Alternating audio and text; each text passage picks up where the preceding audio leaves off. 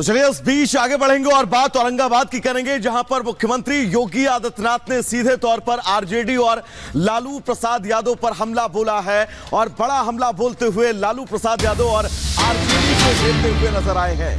तो ये बड़ी खबर अपने दर्शकों को बता दें, दरअसल लालू यादव पर योगी ने हमला बोला है।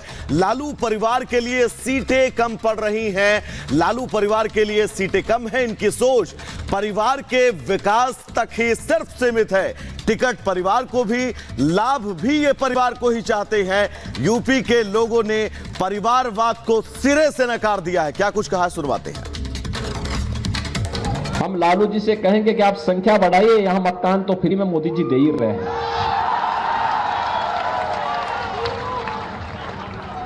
चार करोड़ लोगों को फ्री में आवास दे दिया।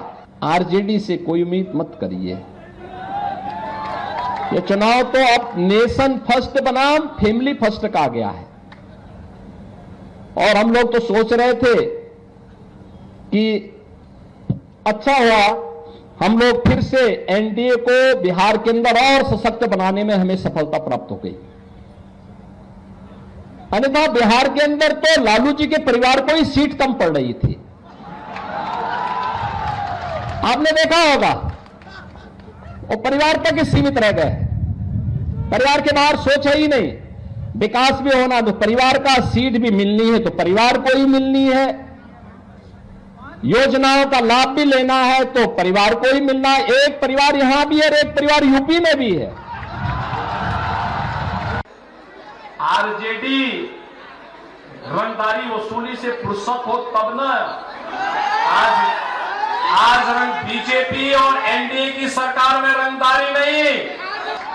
आरजेडी हो या उनके सहयोगी दल, ये तमंचा लहराने वाले लोग हैं, इनको टैबलेट से क्या मतलब, इसलिए डिजिटल इंडिया का विरोध करते हैं। आप मुझे बताइए, क्या कांग्रेस के लोग अयोध्या में राम मंदिर का निर्माण करते? क्या ये लोग कर पाते? क्या गरीबों को ये लोग राशन दे पाते? क्या सारा तो यही खा जाते थे। आरजेडी के समय में बिहार के सामने पहचान का संकट खड़ा हो गया था ना। और वही गुंडा राज फिर से इन्होंने लागू करने का प्रयास किया। देखो गुंडों का सबसे अच्छा इलाज यूपी में हो रहा है, देख रहे हैं ना कैसा उपचार हो रहा है। वहां अगर बेटी और व्यापारी के साथ कोई छेड़छाड़ करता है, कोई परेशान करता है, उल्टा लटका दिया जाता है उसको और नीचे से मिर्च का झोंका अलग से। और उसमें भी वे लोग गले में तख्ती लटका के चलते हैं कि साहब एक बार जान बकस दो, बस आगे से कोई गलती नहीं होगी। और माफियाओं की स्थिति क्या है? हमने एक तरफ श्रद्धालुओं के लिए अयोध्या में भगवान राम का भव्य मंदिर बनवाया और बहनों और भाइयों, दूसरी तरफ बड़े बड़े माफिया और अपराधियों को राम नाम सत्य की यात्रा में भेजने का काम किया। उत्तर प्रदेश 25 करोड़ की आबादी का राज्य, 7 वर्ष में कोई दंगा नहीं हुआ, कोई कर्फ्यू नहीं लगा, कोई कर्फ्यू नहीं, कोई दंगा नहीं, कहीं कोई समस्या नहीं। और बहनों और भाइयों, आज वही आश्वासन देने के लिए आए हैं, यह काम केवल बीजेपी और एनडीए ही करेगा। और इसी के लिए मोदी जी तीसरा कार्यकाल मांगने के लिए आपके पास इस लोकसभा चुनाव में आए हैं, क्योंकि मोदी जी के तीसरे कार्यकाल का मतलब विकसित भारत की संकल्पना को आगे बढ़ाना।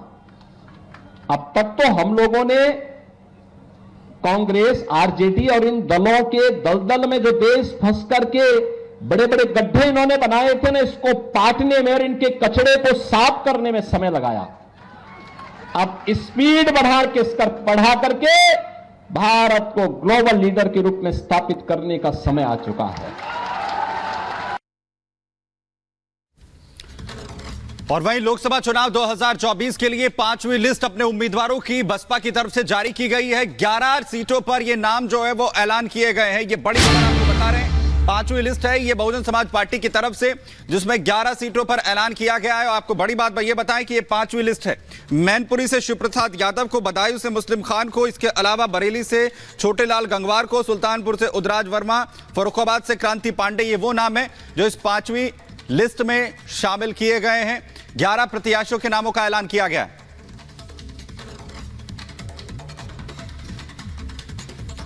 तो धनंजय सिंह की पत्नी श्रीकला, जिसका नाम जो है वो शामिल किया गया है इस पांचवी लिस्ट में बसपा की तरफ से। मैनपुरी से, गाजीपुर से उमेश कुमार के जो प्रत्याशी हैं उन्हें मौका मिला है। वाराणसी से अतर जमाल को मौका यहां पर दिया गया है। तो आपको बताएं कि बीएसपी की तरफ से अपने उम्मीदवारों की लिस्ट जारी की गई है। 11 प्रत्याशियों के नाम का ऐलान यहां पर किया गया है।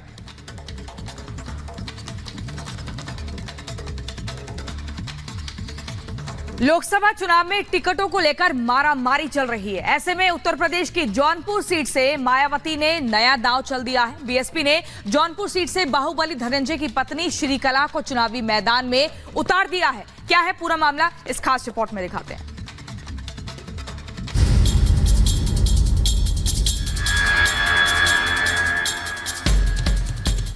देश भर में लोकसभा चुनाव की बयार है। इस बीच सूत्रों के हवाले से खबर आ रही है कि बीएसपी ने जौनपुर सीट पर खेल कर दिया है। यहां से पार्टी ने बाहुबली धनंजय सिंह की पत्नी श्रीकला रेड्डी को लोकसभा चुनाव का टिकट दिया है। श्रीकला को टिकट मिलने के बाद से इस सीट पर त्रिकोणीय मुकाबला हो गया है। यहां से बीजेपी के टिकट पर कृपा शंकर चुनावी समर में हैं, तो वहीं समाजवादी पार्टी ने बाबू सिंह कुशवाहा को टिकट दिया है। दरअसल सियासी गलियारों में पहले बाहुबली धनंजय सिंह के समाजवादी पार्टी से चुनाव लड़ने की अफवाहों से सरगर्मियां तेज हो गई थी। इसके बाद उन्हें सजा हो गई और उनका लोकसभा चुनाव लड़ना टल गया है। पूर्व सांसद धनंजय सिंह को एमपी एमएलए कोर्ट ने पिछले महीने 6 मार्च को अपहरण और रंगदारी मामले में 7 साल की सजा सुनाई थी। एमपी एमएलए कोर्ट ने पूर्व सांसद धनंजय सिंह और उनके एक सहयोगी को दोषी करार दिया। इस सजा के बाद से ही यह तय हो गया था कि धनंजय अब आगामी लोकसभा चुनाव नहीं लड़ पाएंगे। श्रीकला धनंजय सिंह को टिकट मिलने के बाद अब जौनपुर में जश्न का माहौल देखने को मिला। एक तरफ धनंजय के समर्थक खुशियां मना रहे थे, तो दूसरी तरफ बीएसपी कार्यकर्ता भी इसमें पीछे नहीं थे। Bureau report, Republic Bharat. तो चलिए सीधा ग्राउंड जीरो पर आपको ले चलेंगे। मेरे सहयोगी अजय दुबे उस वक्त हमारे साथ जुड़े हुए हैं। अजय, अब श्रीकला रेड्डी का नाम सामने आने के बाद यह तय है कि सीट पर समाजवादी पार्टी और बीजेपी दोनों के लिए मुश्किलें खड़ी हो गई हैं। विस्तार से बताइएगा इस वक्त अब समीकरण क्या बन रहे हैं। अजय, बिल्कुल जिस तरीके के शतरंज के खेल के चालें होती हैं, बिल्कुल मायावती लोकसभा की सीट वाइज अलग अलग दांव, अलग अलग चालें चलती दिखाई दे रही हैं। कहीं बदायूं में जो उम्मीदवार उतार रही हैं वो सपा को डेंट कर रहा है, मैनपुरी में जो उतार रही हैं सपा को डेंट कर रहा है, लेकिन जौनपुर में जो उम्मीदवार उतारा है सीधे सीधे बीजेपी के लिए चैलेंज देने वाला वो उम्मीदवार होने जा रहा है। रीजन इसका ये कि धनंजय सिंह जो ठाकुर समाज से आते हैं, ठाकुर जो वहां पे दूसरे नंबर के सबसे ज्यादा वोटर्स हैं, उनके वोट्स को ये स्प्लिट करेगा। ये जो उम्मीदवार है, जो धनंजय सिंह की पत्नी है, वो स्प्लिट करेंगी ठाकुर वोटों को, जो सीधे सीधे प्रभावित करेगा बीजेपी के वोटों को। एक तरफ कृपा शंकर सिंह है, महाराष्ट्र में मंत्री रहे कांग्रेस में, और अब जब बीजेपी के उम्मीदवार जौनपुर में है, ठाकुर कम्युनिटी से आते हैं, तो उस वोट को मिलने का एक तरफा जो कोशिश थी बीजेपी की पाने की, वो अब टूटती दिख रही है। धनंजय सिंह के जेल जाने के बाद धनंजय सिंह ने एक्सक्लूसिवली जेल जाते हुए रिपब्लिक भारत से बात करते हुए कहा था कि वो हाईकोर्ट जाएंगे और पीछे नहीं हटेंगे। पीछे नहीं हटने की इस कड़ी में प्रयास लगातार अलग अलग दरवाजों से वो करते रहे, अलग अलग दरवाजे खटखटाते रहे। अखिलेश यादव से भी मिले, एक शादी के कार्यक्रम में बात नहीं बनी। अखिलेश यादव ने तो आगे बढ़ के कुशवाहा को टिकट दे दिया।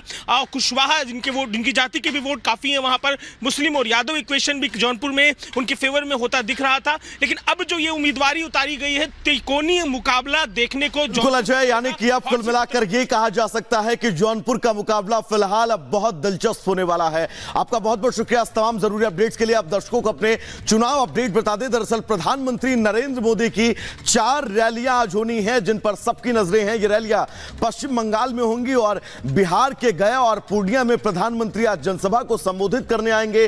पूर्णिया में सीमांचल की सीटों को साधते हुए नजर आएंगे।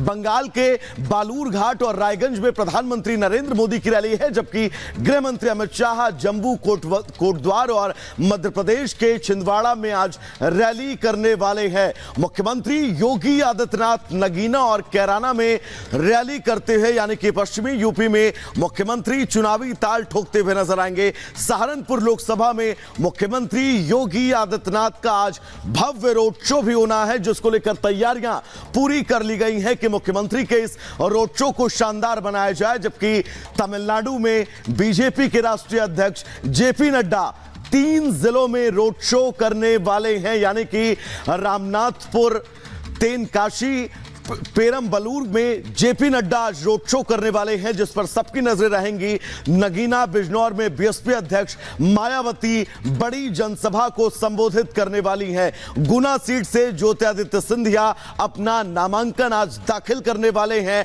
मैनपुरी सीट से समाजवादी पार्टी की प्रत्याशी डिंपल यादव अपना नॉमिनेशन आज फाइल करने वाली हैं, जिस पर हमारी नजरें लगातार बनी रहेंगी। तो चुनाव अपडेट में आज आखिर सबसे बड़े मूवमेंट क्या है, ये हमने आपको बताया। एक तरफ जहां प्रधानमंत्री समेत तमाम बीजेपी के दिग्गज नेताओं की रैली, तो कौन कौन से ऐसे प्रत्याशी होंगे जो आज अपना नॉमिनेशन फाइल करने वाले हैं। सीधा चलेंगे अपने सहयोगी सुमित के पास। सुमित, आपके पास क्या अपडेट्स हैं?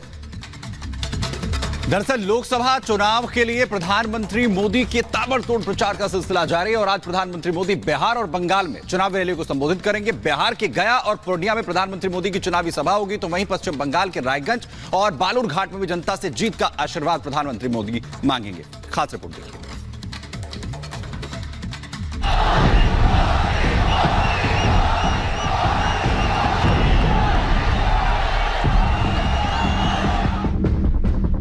मोदी की दहाड़, मिशन 400 पार।